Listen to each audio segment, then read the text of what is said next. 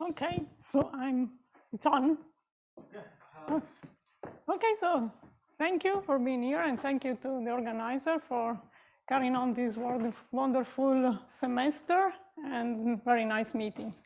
So, well, I'm talking about this soliton shielding in a soliton gas. I mean, this talk was already presented in Bremen, so part of you may have already listened to it.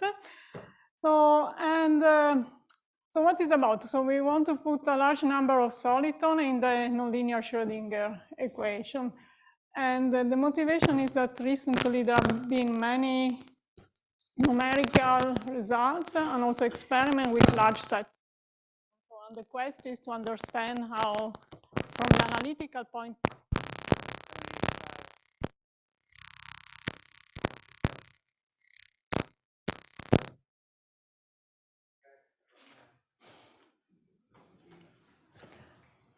okay, so the quest is to understand from the analytical point of view of how large set, how initial data with large set of soliton behave.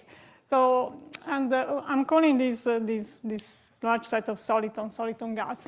So from the analytical side, so this is the work that I'm presenting is in line with the work that was done with a bunch of people here, Girotti, Jenkins, McLaughlin, and Minakov, and I think some of these people are here, for the KdV equation and the modified KdV equation, and where we take a large, the limit of n goes to infinity of the number of soliton.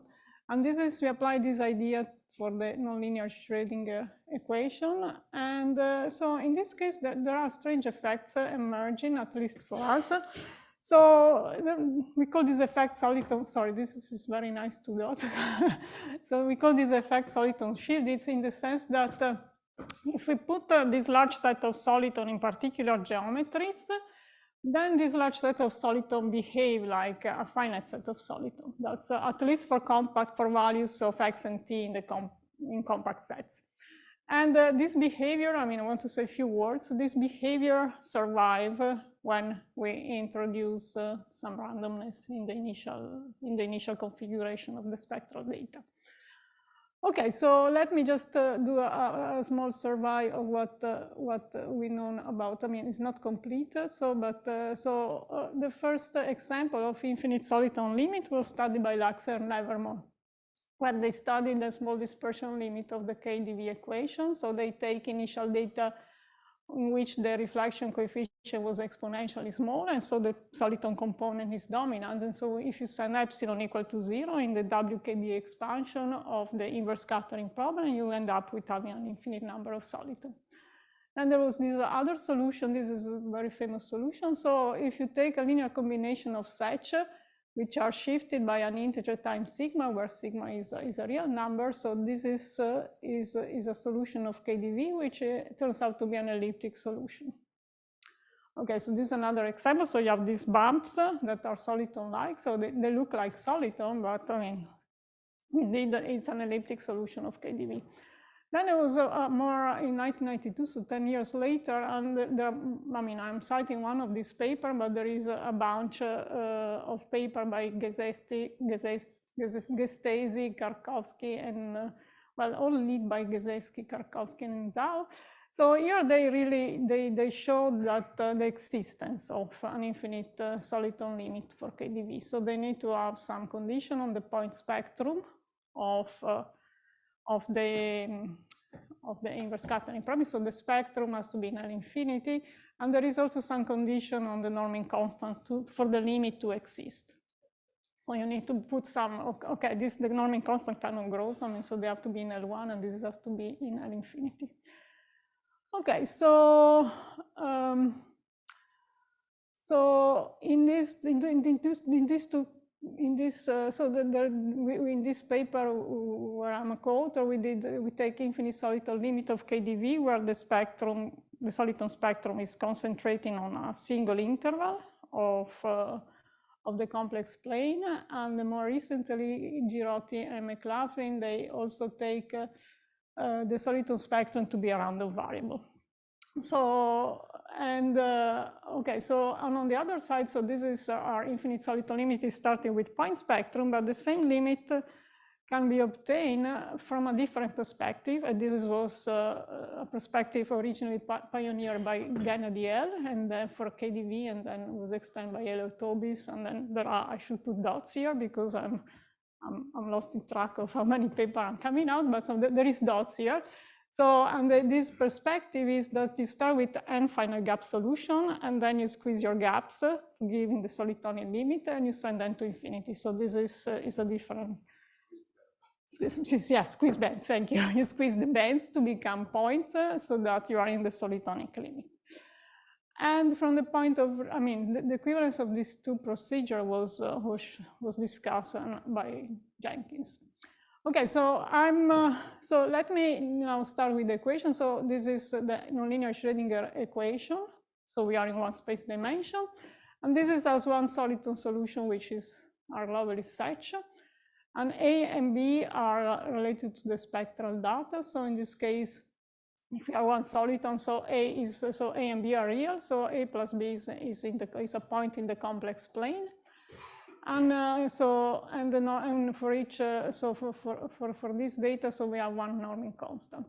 So to generalize from such to an n soliton, we have to solve, well, there are many ways. So you solve an inverse problem, and so this, I want to say, this equation can be obtained. So this solution can be obtained. So it's a traveling wave can be obtained directly making the answers of the equation. So you don't need to know anything about inverse scattering to get the such. If you want to get n soliton solution, we need to do some more work, and this is solved through an inverse problem. Okay, and so let me describe. Let me describe the n soliton solution, and this is a less standard way to describe it. So the n soliton solution, I'm putting a bunch of points in the upper half plane and in the lower half planes, and this point represents the soliton spectrum. And we need also some non-mean constants, so this should be a capital N. So Z1, ZC1, and ZNCN uniquely describe the soliton spectrum. And then I'm circle all these points by a domain, a boundary gamma, which I call gamma plus, and gamma minus, the Schwarz symmetric domain. And the boundary, and the plus and the minus are the corresponding domain encircled by this gamma plus and gamma minus. So the inverse problem is the following. We want to find a 2x2 matrix, which is analytic in the complex plane minus these two contours, gamma plus and gamma minus, and it has a jump on the contour given by this J, where this J, so this function J, well, is one on the diagonal, and contain the sum of the Cj, where this is the norming constant, e to the theta, which this is typical for NLS, divided by z minus aj, and this chi of gamma plus is the characteristic function of the set gamma plus, and the same for gamma minus. So this matrix is upper diagonal in the lower diagonal in the upper half place, and lower diagonal in the lower half place. So once you solve this problem, the solution of NLS is just the 1-2 entries, so namely the 1-2 entries evaluated at infinity. So since we have, so this yn goes to 1 at infinity, this will be the 1-2 entry. Okay, how to solve this? So it doesn't look, so it looks horrible, but it isn't. So the solution is elementary. That's why, I mean, it's a simple solution. So you make the ansatz. So we built this explicit meromorphic function here. So it's a 2x2 matrix where alpha and beta are unknown. And the solution is given by the following. So the solution yn of the above Riemann-Hilbert problem is given explicitly. So yn is equal to this x n outside the two domains, so the two disks, so the two d plus, so everywhere outside d plus and d minus. And while inside is given by xn jn. Okay, so since we want y to be analytic, okay, this is analytic outside the domain because the poles are inside the plus. But this combination is not analytic for free inside. And so the condition of being analytic gives linear system on alpha and beta. and this linear system can be solved using Cramer's rule. And so what you get is that the NLS solution is the sum of the beta j bar. And by Cramer's rule, this comes a ratio of determinant that is the known formula of the NLS solution. Okay, so now we have, so this is the problem, and so this is the Riemann-Hilbert problem, how to send n to infinity. So I make sense of this problem. So I want to send the number of solitons goes to infinity, and make sense of this Riemann-Hilbert problem. Okay, so, well, there are many ways to send the number of solitons to infinity. So for KdV and modify KdV, we send the number of solitons to infinity on lines, because this is the only possibility. While in this case, we send the number of solitons to infinity on domains, because there is more space. So we try this option. But still, the problem is how to interpolate. So we decide to we condensate the soliton in two domains which contains these two lines, which are contained by these two lines. And we decide that the Cj, the norming constants, are interpolated by a smooth function beta. And A is the area of the domain, and N is the number of solitons. Okay, so this is the idea. Now, okay, on the Riemann-Hilbert problem jump, we have this function now. So, and we want to send n to infinity in a way that makes sense. So, okay, this is the limit. So I interpolate it by a smooth function, area over n, and then I send n to infinity, and this is an area measure. Okay, so this is the simple idea. So we interpolate these jumps with an area. And I want to stress that these limits make sense for x and t. So the x and t is contained in the exponential in compact sets. So you need to keep x and t in compact sets. So, but basically the simple idea is interpolate a sum, and that's why I present the Riemann-Hilbert problem for the soliton solution in this non-standard form that was introduced originally for KdV by Teschel and Grava. And so this sum becomes an area. So far, so good. Okay, so now you end up with this problem. So the soliton condensate, so we have the Riemann-Hilbert problem for yn and solitons, and this goes to y infinity, and the jumps goes to j infinity. And again, I want to stress this is true for x and t in compact set. And so this is the problem you end up with. So now the jump is basically become this integral. So this integral here, and this chi is still the characteristic function of the set gamma plus and gamma minus. Okay, and the solution of NLS is recovered by the same formula. So we take the 1, 2 entries of y infinity. So, okay, if you watch it like that, okay, this is, you don't know what to do with it, because, so you have this jump that you need to figure out what is it.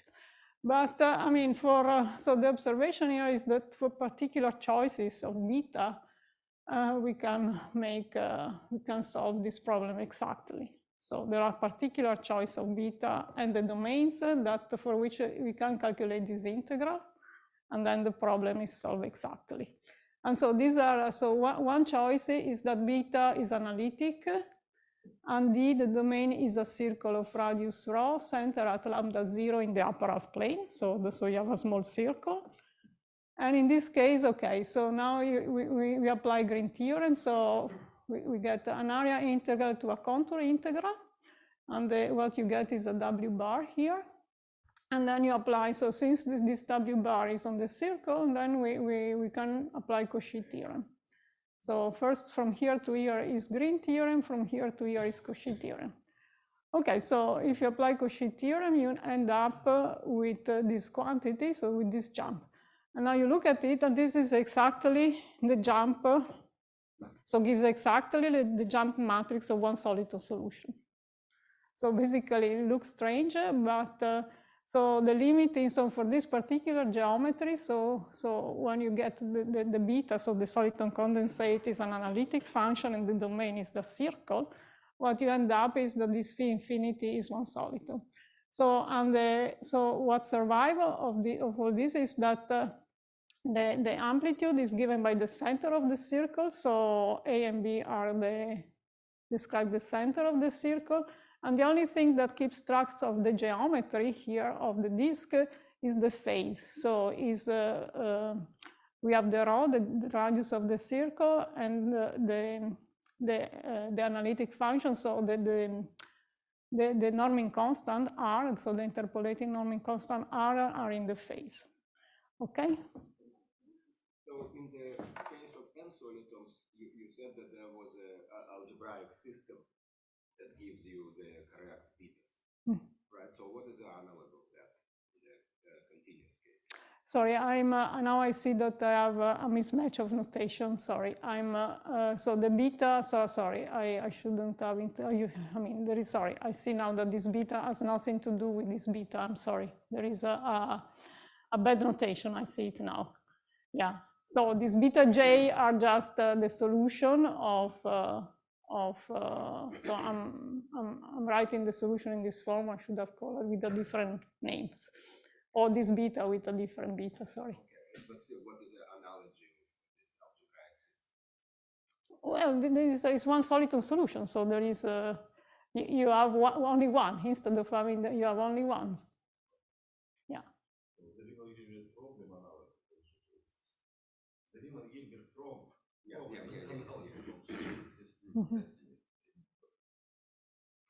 Okay. Okay, so. Okay, so now just to understand what does this mean. So let me, so we call this effect, I mean, we were surprised when we were doing this as an exercise with, I forgot to say this is a joint work with Giuseppe Orsatti that is here and Marco Bertola. So, but we were surprised when we did this exercise, actually when Giuseppe did this exercise. So to see one soliton solution, but so what does it mean?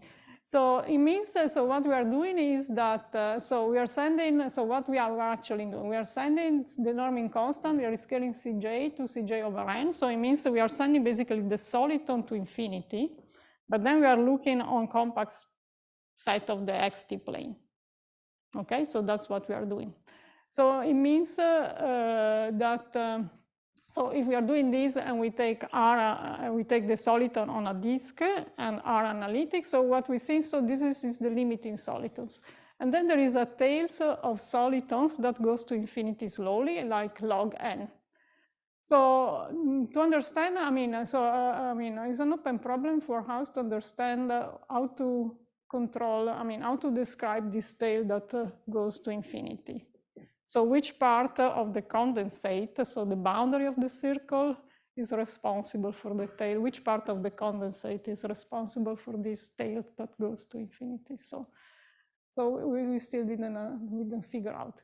So here, just to say, is a simulation with 1,000 solids, so 200, 500, and 1,000 solitons. So this is the green here is the limiting soliton. Is very stable. So even with small number of soliton is here and it's always there. And then you have this other tails of soliton that moves at speed log n, so very slow to infinity. Okay, so.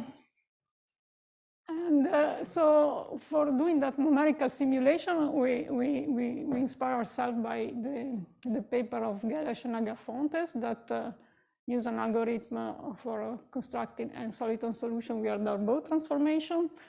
And to approximate the points on the unit circle, we use Fekete points. So, I mean, we use rescale Fekete points. So this is the points Wj are the Fekete points, and they are the minimizer of this energy. So here there is a logarithmic interaction that keeps the points distinct, and so they are. So this is an approximation. So this is an approximation of the uniform measure of the disk, and we rescale these Fekete points. Shifting, so lambda 0 is the center of this small disk, rho in our case, so this rho was 0.1 for the numerical simulation, and this is 0.5. So this is the soliton spectrum that we consider. So at 0.5 and of radius 0.1. Okay, so we can also, so at this point there was no restriction. Why? So since Fekete point, so why we cannot also use other kinds of approximation of the uniform measure? So there is the Geneva Ensemble. So the Geneva Ensemble is just this probability distribution, where E is the measure, the energy that I introduced above. So this energy here, so logarithmic interaction term, and this exponential, this quadratic external field. And so this has to be rescaled. So if this is are the distribution of points according to Geneva, so the W, the one for NLS are to be rescaled. So we move it in the upper space, and then the complex conjugate, and we rescale by rho. There is also we need also a cutoff actually, because this distribution in the whole complex plane, even if they converge very fast to the uniform measure on the unit disk, there's still a cutoff to be introduced. And another option is to take the uniform distribution. So this is uniform distribution, this is Geneva Ensemble. So the Geneva Ensemble are the advantage that since there is this logarithmic repulsion, you never have 2 points together. So this is, since we want to simulate one soliton and not a soliton of the degenerate order, so the Geneva is better. Okay, so we did experiments, so numerical experiment with this. And so as before, so you take the Geneva, so you run you choose randomly some set of Geneva point, and then you rescale to get your soliton spectrum here on the upper and lower half space. And then we do our simulation. So just to stress again that the Geneva measure, so this ensemble converge in probabilities as n goes to infinity to the uniform measure on the disk. So these are all measures that as n goes to infinity converge to the uniform measure on the disk. Okay, so now what's happening? So the Geneva ensemble is very much studied, and so there are papers by Ryder and Vigar and Amir Makar and Edelman, and so there is linear statistics on this object. So, and the theorem is the following: that if you take the sum of this quantity, I mean this is a little bit for fixed z. So this is for fixed z outside the disk. So this quantity minus its average, so this average is with respect to the Geneva. This is converged, so this is a random variable that converges and goes to infinity to a normal Gaussian variable with mean 0 and center and with variance sigma, where sigma depends on the special function we are considering. So and the point here is that the sum of this random variable, so here I have only zj. And so you can argue then that the difference here, so now if we consider the difference of this object, is a quantity of order O of 1 over n in probability still. So it's O over n with a big probability. And the same can be done using the central limit theorem. So if the Zj are chosen according to the uniform distribution, then this difference is of order of 1 over square root of n. So it will be this order. Okay, so now the observation is okay. So now we have 2 Riemann-Hilbert problems, one for yn and one for y infinity with jumps jn and j infinity. And there are difference, so which is jn, oh sorry, this should be a j infinity inverse. So this should be a j infinity inverse is equal to 1 plus this quantity here, where this star now. So this star here is the difference of these two quantities. Okay, so, and it's small in probability. So it's still a small quantity. Okay, and so this is still work in progress. I mean, actually, this is still, so for the time being, it's only numerical result, but so this is the sketch of how the thing should be proved. So we can argue that using small norm arguments, but there are a lot of estimates to still control. It can be argued that this limit, so the n soliton solution, which now is a random variable because the z are random quantity, converge to this f infinity in probability. So I want just to say that in this limit, so z are random, but also the norming constant that are interpolated by a smooth function beta are random variable. but the randomness depends on Z. So they are not independent. So the beta, so this beta interpolate the norming constants, and so becomes also random variable according to our construction. Sorry, Tamara. Is this Geneva case? Yeah, in both cases, for whatever, the way we so this is what we do, no? And whatever you choose this Z, so Geneva or uniform distribution, whatever you choose. So the velocity of convergence. No, this is, sorry, this is Geneva, sorry, this is Geneva. So no, yes, sure, this is Geneva. Yeah. In this case, it's Geneva. For uniform is square root. Yeah, it's lower. Yeah, also because for Geneva, the sum of Zj is a Gaussian, so it's Gaussian with variance 1, while for the uniform distribution has variance of order n. So it's okay. So now, so another observation is, okay, what can we say about this quantity? So it's a random variable. So we did numerical test also in this case, and so it's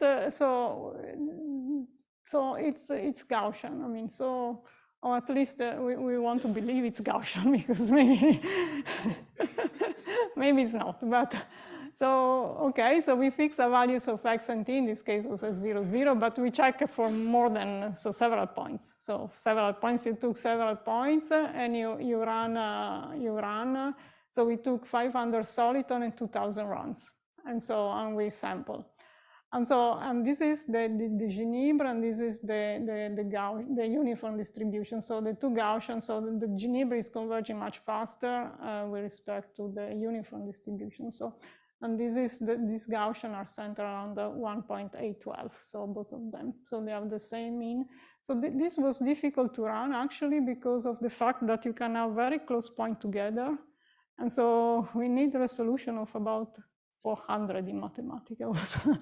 No, otherwise it was a disaster. So yeah, so this was much harder to run than the Geneva, because Geneva points are well separated. Okay, so what?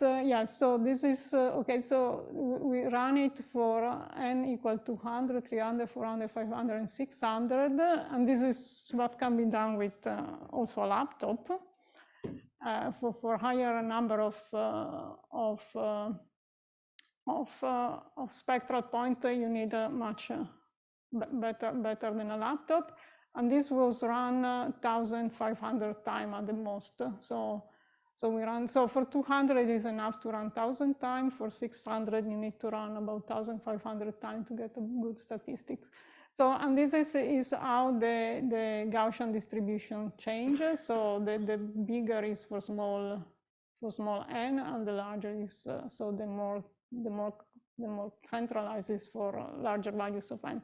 So this is just to say that the variance for Geneva of this random variable that we claim to be Gaussian is 1 over n squared, while in this case is 1 over n. So this is interpolating. This is what you expect. Okay, so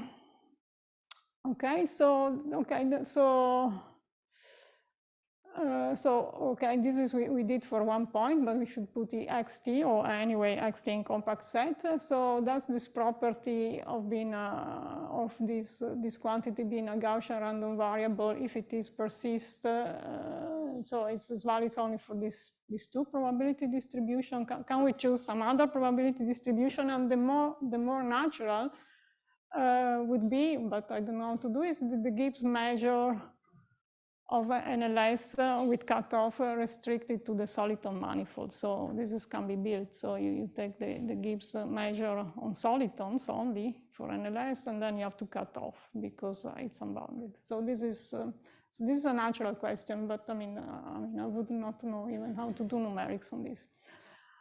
And then so another natural question, of course, is all this gymnastic with Riemann-Hilbert problem? Can we do it also for a gas? So can we put a gas of breeders in compact set of the spectral plane and see if there is this effect of shielding? So this is a very natural question also to ask. So I mean, gas of as well. I mean, I don't want to penalize anybody. I mean, there are a lot of people so working, I mean, I was reading this paper, but there are many other works. Yeah, so my reference is incomplete. Okay, so now let me now go quickly to other class of solution that we consider. So there are other options. So we can take D again to be a disk, and now beta, so this interpolating norming constant, to be this combination of R is analytic and Z bar is to the order n-1. So this combination so gives a soliton solution for the REM, and again it's a simple application of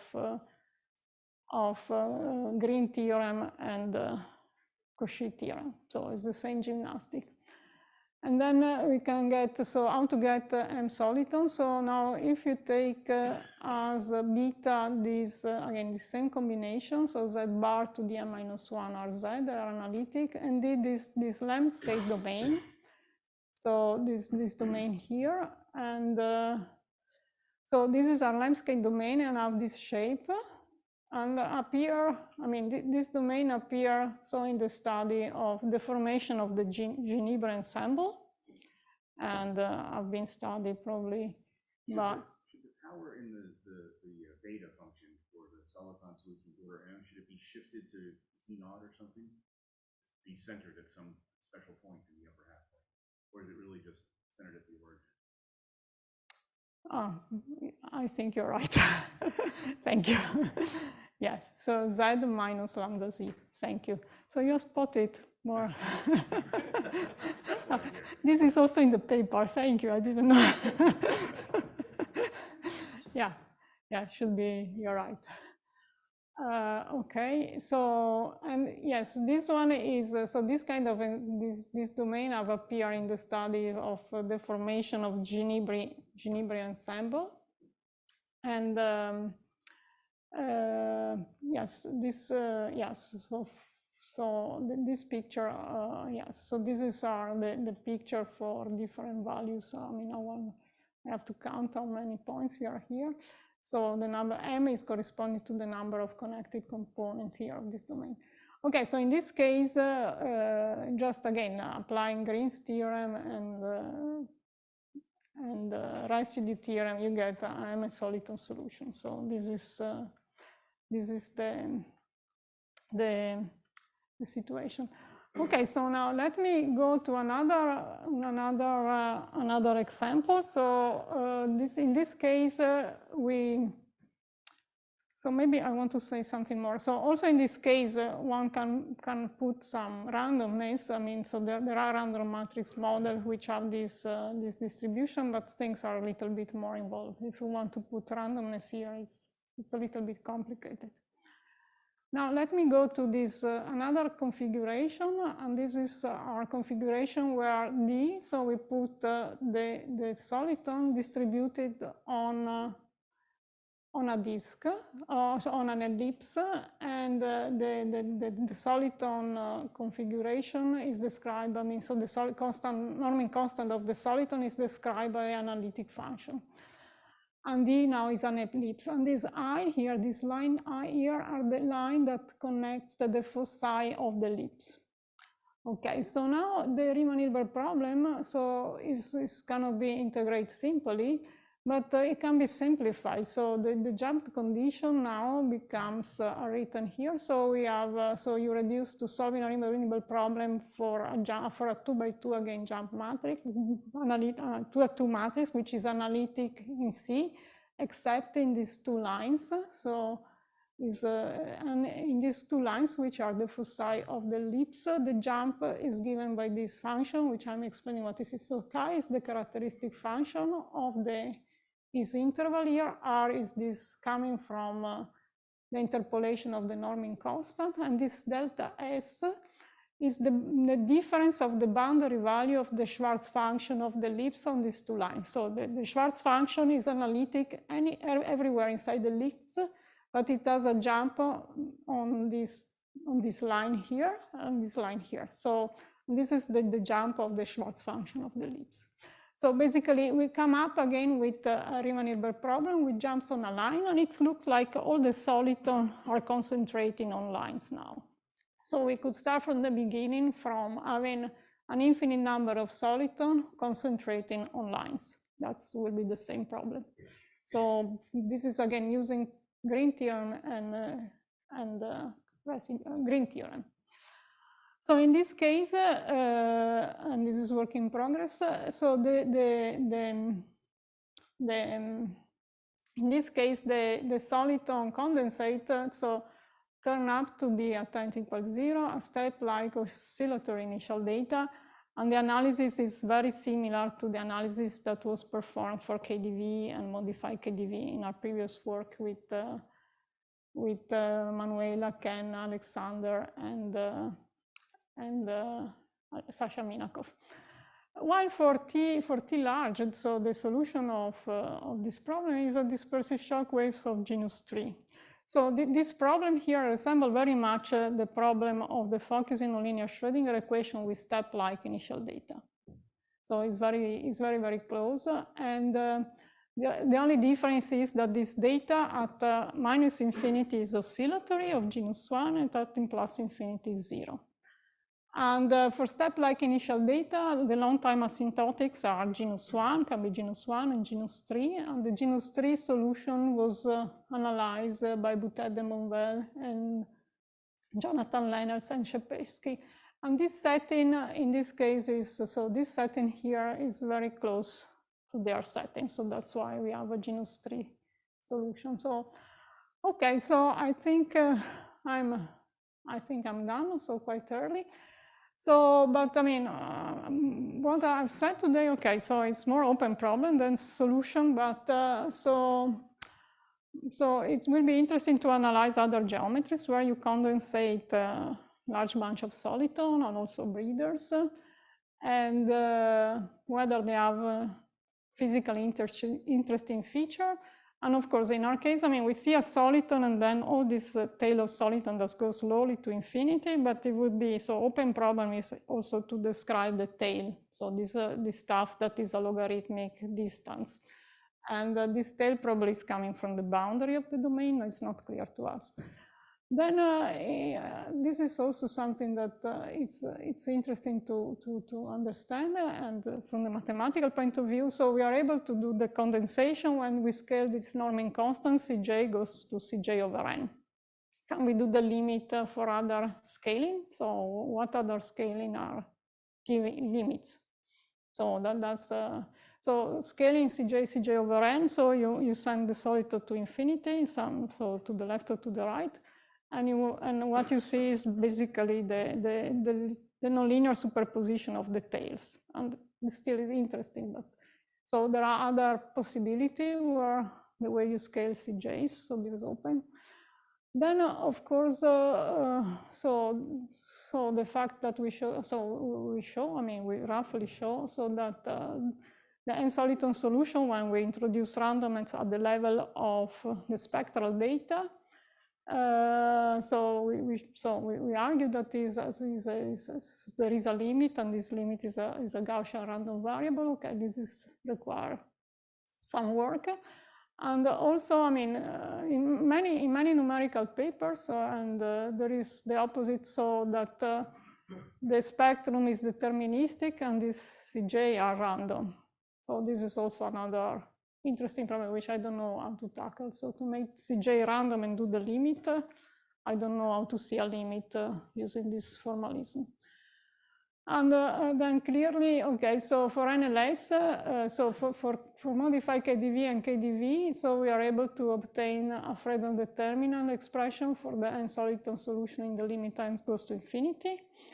And so this would be interesting to get also for focusing NLS, so to get the Fredholm determinant expression of this class of solution.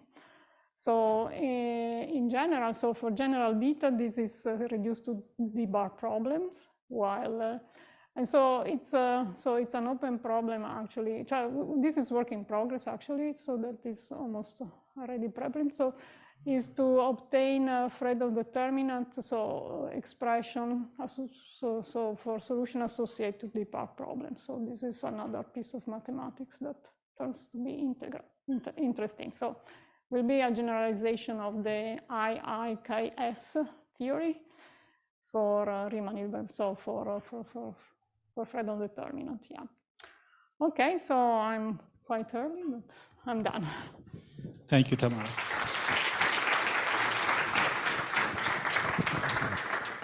So we have time for questions. Alex.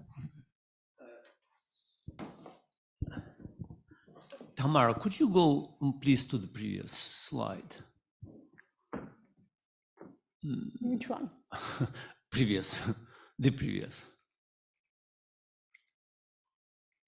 Oh, okay. No, this is the first slide. Next to last one. Yeah. No, sorry, which one? The next to last. Ah, sorry. Previous, okay, previous slide didn't figure out what was the previous. Okay, you missed it. Yeah. And what's going to happen if you decide to close those bends circled? You see, if you look at your picture, picture above. Well, you turn to the circle. If you let them close. You are back to the circle. So you are back to one soliton. You mean? The two bands touch at the origin. Yes, yes. If they touch at the origin. So no, so close were here. They become a. So this the ellipse become a circle, or? If if you allow these two bands touch each other at the origin. That I don't know. I don't know. Yeah. So in this case, you can't just circle them around and apply this procedure. Mm-hmm. No. So meaning that you are staying away from really small solitons, right? Yeah, I'm so staying away. Your soliton gas is made of large solitons, but no really small ones are included. Okay. Mm-hmm. Oh, well, not with this technique. Yeah.